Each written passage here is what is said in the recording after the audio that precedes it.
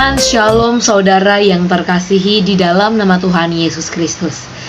Kita bertemu lagi pada hari ini, dan pada saat ini saya akan membicarakan sedikit tentang kebenaran firman Tuhan.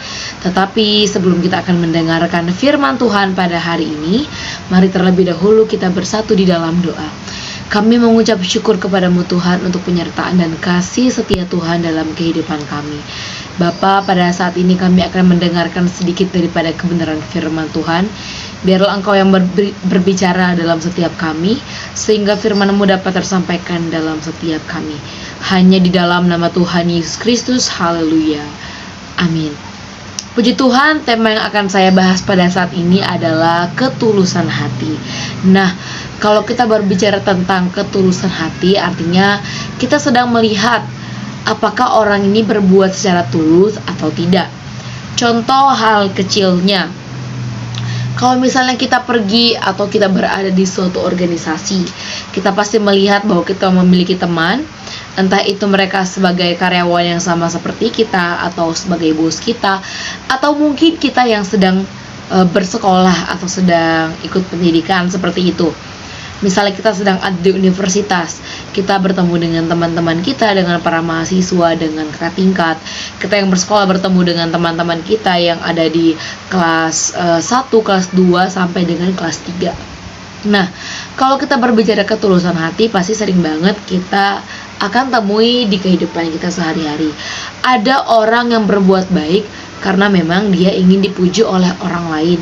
Ada juga nih orang yang tidak ingin melakukan itu karena dia tidak memiliki empati dalam diri dia. Nah, kalau kita lihat dalam kebenaran firman Tuhan, apa sih sebenarnya yang Tuhan mau tentang ketulusan hati?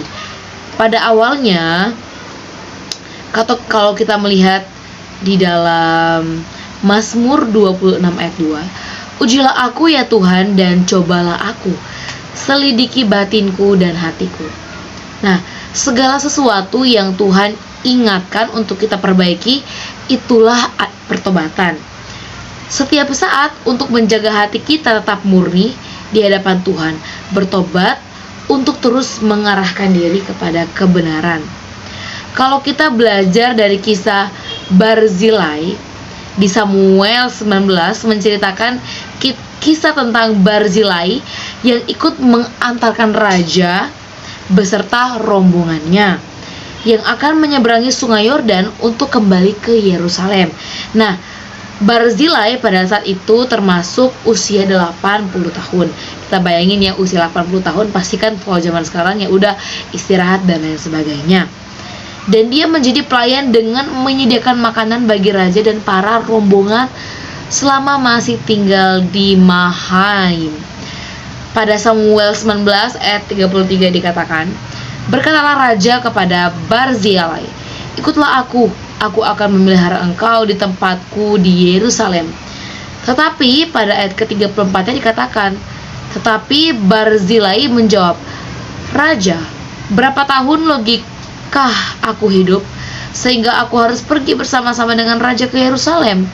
Di situ Barzilai menjelaskan bahwa dia sudah tidak sanggup lagi untuk mengikuti rombongan raja tersebut untuk menyeberang ke sungai Yordan dan mengikuti rombongan ke Yerusalem. Pada waktu raja ini berminat untuk mengajak si pelayan dia tadi untuk ikut seperti itu ya. Apa jawaban si pelayan ini? Dia bilang bahwa dia ini melayani dengan sungguh-sungguh karena dia tidak tahu lagi bahwa dia ini memiliki batas kemampuan. Maka dari itu, ketika dia menyadari akan batas kemampuan yang dia miliki, dia melihat bahwa dia melakukan suatu hal itu dengan tulus. Ketika dia melakukan satu hal dengan tulus, artinya apa? Kita harus belajar dari siapa? Tuhan Yesus itu sendiri, yang menjadi suatu tokoh, yang menjadi suatu orang yang berpengaruh bagi setiap kehidupan kita. Dalam Matius 11 ayat 29 mengajarkan kita untuk menjaga hati tetap murni. Nah, kita lihat nih, Tuhan Yesus menjadikan dirinya sebagai teladan dalam kerendahan hati dan kemurnian. Maka segala yang dikerjakan didasarkan kepada kasih.